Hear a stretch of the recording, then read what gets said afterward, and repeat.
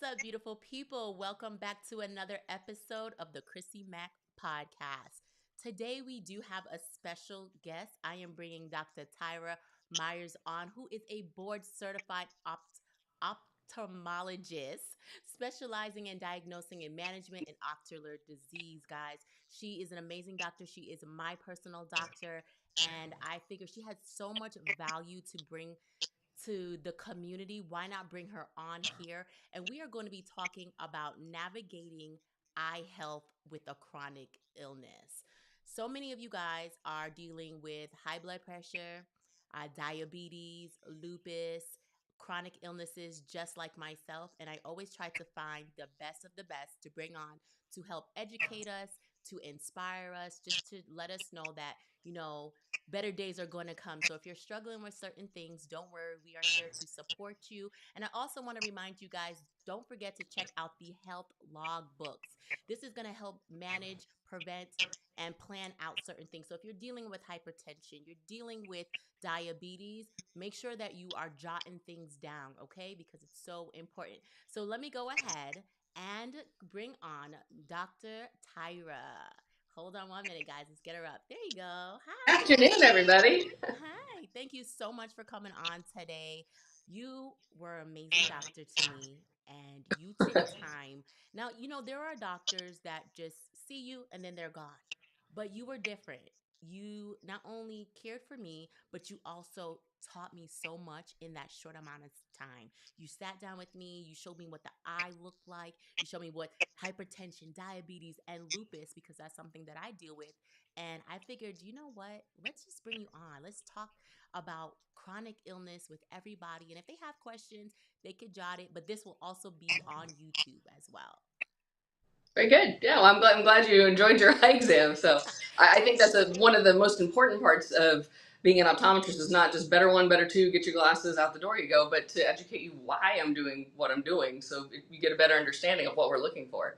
Thank you. Yes. And just like all the pictures. And because at first I'm like, okay, it's just my eye. It's not a big deal, but it is, especially if you're taking a lot of, medications. All of this can affect your eye. So, one of the first things I want to ask you is what are some common systematic illnesses, just like chronic illnesses that you see that can affect the eye? And how do they impact like the vision? Oh, definitely 100%. All the vascular diseases, diabetes being number one, followed by hypertension, and then you get into the autoimmune disorders, as far as like lupus, and you can have rheumatoid arthritis, Sjogren's, and there's a whole host of them too. But I just named the main ones, and then MS is another one, but that's kind of its own little kind of separate thing too. But I would say the main things that we see here in office are the vascular diseases, anemia also being one of them. So.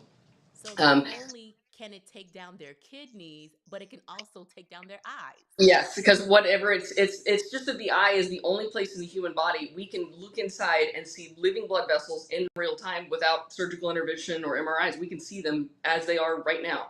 And so if you have any diabetes or hypertension, they will physically change the structure of the vessels if it's out of control. Borderline stuff, we're not going to be able to see changes, but if it's out of control, your blood sugar is way high, 300s, or your hypertension is 150, above 150, 90, over 90, that kind of thing, you'll see physical changes. Or sometimes we unfortunately see blood in the eye from when it does get out of control. But if it's doing that in the eye, it's doing it head to toe. To the So, whole body. You're mhm. absolutely right. Because when you showed me the picture of, should I bring on one of the pictures Yeah, so we can actually show them maybe how yeah, one of these? Go the ahead. diabetes picture kind of shows just kind of in general what we see when we look into your eye if it's out of control. Okay, so this, maybe let me show them really quick what a normal eye looks Normal, like. yeah, that would, Yeah. that would probably So, be good. guys, So, this is what a normal eye should look like, mhm. right? So we Like can how see again. beautiful that is. Yeah, it looks absolutely beautiful. Optic nerve looks normal. It's got good blood flow. All the blood vessels are normal. They don't have any vascular changes from any vascular disease. So, and that's what we're looking for. And then you go to this with diabetes. Like, wow, look at Yeah, all those spots. Like, I those never little. thought that would happen. Yeah, and because well, again, the living blood vessels are there, and when that blood sugar gets high, it kind of damages the blood vessels, and the blood comes a little bit of blood, and then we can see that some of the yellow spots you see there are actually cholesterol spots as well. So that's leaking. That's a component of the blood, and that's leaking out and getting in the retina as well.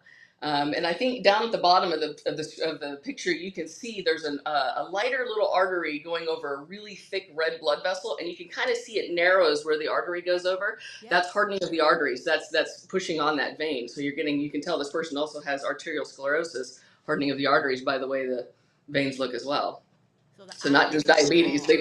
They probably have some hypertension. Of course, they got some cholesterol issues. So kind of all one and the same. But when we see something like this is kind of mild to severe, but this is not bad enough. If they got their blood sugar under control, we would see resolution of those blood spots over probably a period of 4 to 6 months.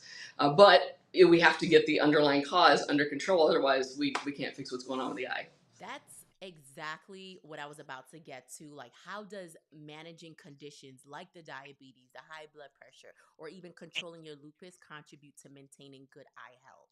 That's exactly. It's paramount. It has to be, because we can send you to a retina specialist and sometimes they can do a few treatments, but they're going to say, yeah, God, we got to get the systemic disease under control. Otherwise, we're just fighting an uphill battle with what's going on with the eye.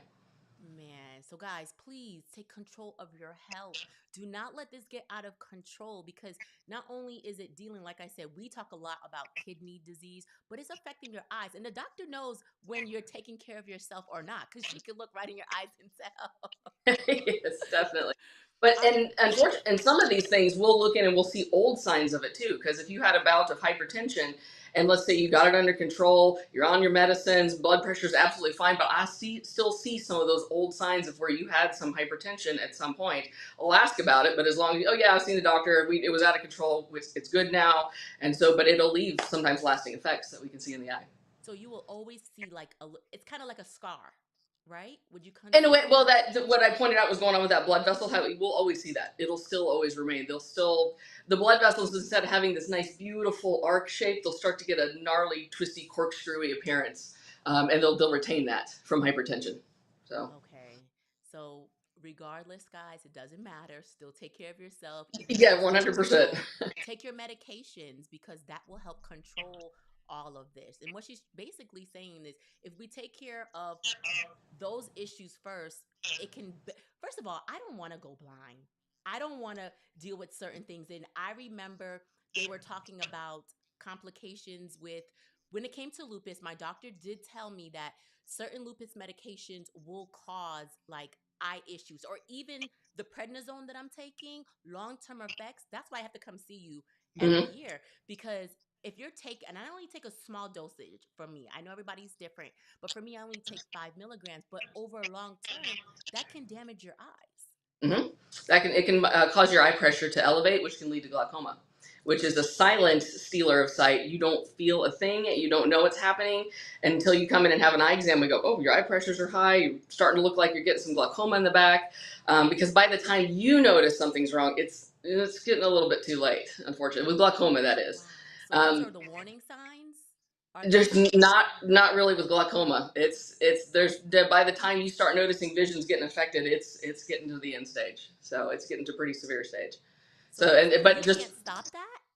we can we Okay. just but we have to know we have to have an eye exam to see it. Yeah. So it's kind of like blood pressure in a way. You don't feel a thing until something goes wrong. So Yeah. it's both of them are very silent stealers of sight. I did not know that. I just learned something today. I have grandparents that have dealt with that. And I always wondered, like, didn't you go to the eye doctor? How did this happen to you? But like you said, they're silent, right? Just like Mm-hmm. with the kidneys, it just creeped up on me. I didn't Mm-hmm. know. It was like, oh, boom, dialysis, emergency. I'm like, wait a minute. I wasn't feeling any of that pain. I wasn't Yeah. like nothing. Yeah, but Wow. some of those things are silent. The inflammatory stuff could be well, and when you have the really big inflammatory kind of things, they break out, and you're like, oh, then you have other issues. But sometimes they're just sitting there simmering under the surface, and you're not really noticing things are going on. Wow. I want to show them some other pictures for them to take a look at. Diabetes and hypertension are the two top reasons why people go into kidney failure. And I just like, I stress this on my channel so much, because even though people get a kidney transplant, sometimes they're still taking the medications. They're still not. So I always preach that, health is wealth, and you got to work out. You got to stay physically fit. You have to do the necessary things to get this under control. Because for me, when I was on dialysis, I never used to deal with high blood pressure, but when I was on dialysis, my pressure was to the roof. And Mm. I'm like, wait, what's going on? But once I got the transplant, everything went back normal. No That issues, kidneys, yep. nothing. Right? That kidney But started working, started filtering like it should, and helped the blood pressure. So yeah, most people don't realize that it's not just with your vessels. Your kidneys also help regulate your blood pressure greatly too. So if they're not working, then you're gonna have some troubles. wow. Should we bring up hypertension? Should we bring that up next so they Yeah, can take a look yeah. at? It's not as impressive as the diabetes one, but hypertension is diabetes is a little more impressive when you see it in the eye. But hypertension is just as severe.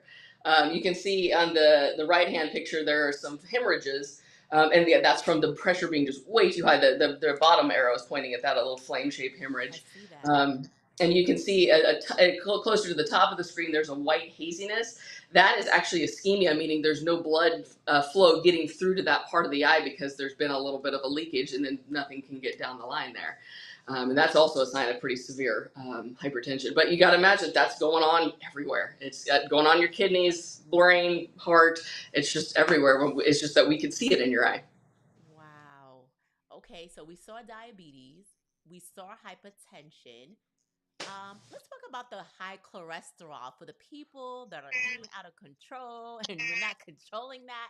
Let's bring that up. Cholesterol ring in the eye. I didn't even know Mm-hmm. that that was even a thing. Yeah, some people will say, "Oh, my grandparents' eyes started turning blue as they got older." I'm like, "Well, that was probably cholesterol." So, what happens is the cholesterol starts to get high, and there's blood vessels actually in the white part of the eye right here, Yeah. and they will leak out that liquid cholesterol when it's warm. But the cholesterol then seeps into the clear structure here in the front of the eye, and as it gets in there, it just hardens, kind of like when you put a pot roast in the fridge. Yeah. That liquid, the oil, then hardened down to a solid, and that's exactly what happens in the front of the eye here. And as it accumulates, it gets a little more denser, a little more whiter, and you see it a little bit better.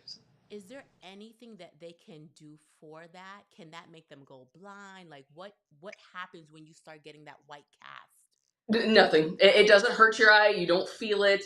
It's just that I see that. That's a sign that if I look at your medicine list and I go, there are not any cholesterol meds, I'll always ask. I'll say, have we had our cholesterol checked? And it's also permanent. Again, it doesn't hurt your eye, but it's just a permanent sign. But people will say, oh, yeah, I was in my 30s. I was eating fast food every day. I had cholesterol that got a little too high, changed my diet, or got on meds, and it's all under control. But that will still remain in the eye, in that location. And that's what I wanted to talk about was like lifestyle changes. Like they need to, we all need to make lifestyle changes to prevent some of these situations. Is there anything, is it just diet? Like what do you think they can maybe do to help this aspect? Well, 100% diet, because what we are what we eat, right? So, and then but some of these conditions can be hereditary, and no matter what you do, sometimes that cholesterol just won't budge. I know my father's a type 2 diabetic, but he's skinny as a rail, and he's not a sweets eater. It's just, it runs in our family. So Okay. sometimes as much diet as you want to do, can't sometimes you can't fight it. But I mean, I'd have to say 80% of what we can control is our diet.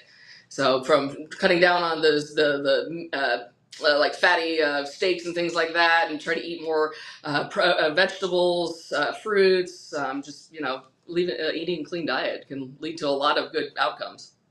Guys, we need to work on our diet. That's what that is telling me. We all need to It's work on easier our said than done, though. It is. It does take a lot, but you know what? It's either we pay now or we pay later. That's how I view it. Absolutely, We pay now or we yeah. pay later. And it's so important that we try, because a lot of people, because I'm young, right? And people are like, oh, you're so young. How did you end up with lupus? How did you end up on dialysis?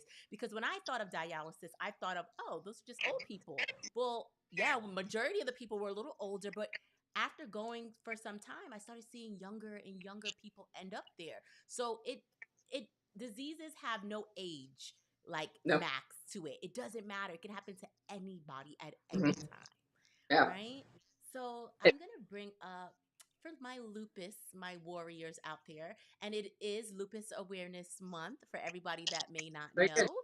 So I'm gonna bring up one of the lupus. Which one should I bring up for I would lupus? do the progression one first because it shows a normal to Oh, yes. abnormal. Okay, I have it here for them to see. Yeah. So the one on the slide on the left is just a normal looking retina. And then the black and white photo at the bottom corresponds to that dark spot in the color picture. And Okay. what that is where the color picture, I'm looking at the retina from the top. I can see the top layer of the retina, whereas that black and white picture shows me the top layer, kind of where the black is, and then it goes down to the very, very bright layer. That's the very bottom 10th layer of the retina that I can't see. That's where Plaquenil likes to start. So I can do a picture of your eye and I can look at your eye with a dilation, but if sometimes I need to see that basement level because it might be simmering and starting down there, but I can't see it from the top. I need to see all 10 layers down to the bottom. And that's part of what we do when we see you for a workup is we do one of those to see if there's anything I'm missing from the top view. And that's one of the biggest things that I learned because every time I come in, I'm like, oh, I don't need any of that stuff. And you're like, no, you do need it. We need to see back there. We really do. So, can you explain the importance of regular eye exam for individuals that are dealing with a chronic illness and like how often should they schedule these appointments? Well, we recommend every year, once a year, because we're checking not just what's going on with better one, better two year glasses. We're checking how's your optic nerve doing? Do you have glaucoma? Looking at the blood vessels, and especially when you have some of the medicines that you're on, because some people will say, well, why do you need to know medicines? You're an eye doctor. I'm like, well, the eye is part of the crew, part of the ship. There is constantly blood flowing through it, so whatever you're ingesting is being siphoned through the eyeball. So if you are on Plaquenil, when you first start, we like to get a baseline scan so we can see is there any changes or any progression. Typically nowadays, rheumatologists or endocrinologists or other eye doctors that put you on the Plaquenil or hydroxychloroquine are very, very mindful about the dosage and what it does to the eye. I personally have never seen it in real life. I've only seen it in pictures because they are so mindful of it. Most times, if it's not working, they may increase the dose or they may just change it. So, but that's why we're looking to make sure you don't have any changes from these long-term medicines that you're on. And so we want that baseline scan or baseline eye exam so we can go back and go, oh, something's changed. It's, we have your picture every year and we can see the progression of if something is stable or if it is changing.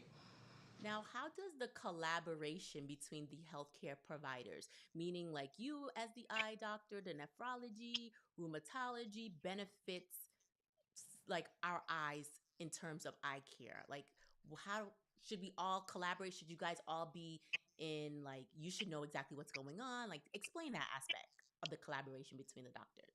We often get referrals from endocrinologists for diabetics or from rheumatologists for any autoimmune disorder saying, hey, we're starting this medicine. We want you to do a baseline scan, and then we'll just continue to follow you after that. And so there's a lot of or if I see something going on in a patient's eye and like they look like they had, because I had a patient just yesterday had a little mini stroke in their eye, and I said, oh, I'm going to send a letter to your cardiologist saying we need to start addressing what's going on with the underlying cause because this might be your get out of jail for free card because the next one might not be so nice. So we make sure that we try to communicate what's going on with the eye and how it relates to systemically to other specialties. Oh, wow. Man, did that person even know that they had a mini stroke? All they had was they noticed they had floaters in their eyes, and the floaters actually weren't normal floaters. It was blood that had leaked out from the stroke. So they were seeing the black spots of the blood floating in their eye. That was the only sign that they had. And they didn't even know. See? Mm-mm. Wow. So So, I'm so and I happy pulled that up. person saw you. Yeah, so we got them kind of on the road to where they need to be to lower the blood pressure. So Wow. So I'm going to bring up the next picture of the Plaquenil eye, just so it's a little closer up so we that's a can little see. closer up, yeah. So it's actually called bullseye maculopathy Mhm. because it makes a bullseye pattern. And then fortunately, that is the very center of your vision. If you're threading a needle, you're using that dark spot right there in the vision or looking at the tip of somebody's nose, it's the very center. So it's imperative that we preserve and save that part of the vision because once it's gone, sometimes we can't fix it. So that's why if we start seeing really subtle early signs, it's going to throw up alarm bells and we go, nope, we need to start addressing and maybe get you off of this medicine and onto something different, which is not my call. I contact your rheumatologist and say, listen, I'm seeing some stuff in the eye. And now it's in your court to decide what to do from there. So when it comes to the treatment aspect for someone, is it automatically surgery or do you guys start with like maybe some eye drops or certain like things? Like if you start to notice things, what's the next step, like medication wise, from an eye doctor standpoint? It just depends on what disease we're dealing with as to what kind of treatment, if there can be treatment. Unfortunately, with the Plaquenil, it doesn't usually resolve. Once you get this bullseye maculopathy, that's why it doesn't typically get any better. So that's why we want to do that baseline scan and then see if there's any tiny progression. We jump all over it because we don't want it to progress any further. Because unfortunately, with the Plaquenil, we can't fix that. Diabetes, sometimes we can send you to a retina specialist and they can do lasers to cauterize certain bleeding blood vessels, but once you cauterize something in the eye, it doesn't work anymore. So, but those usually treatments are for, we have severely out of control diabetes, the blood sugars have been way high. They've already got kidney issues and other issues going on when we're dealing with that.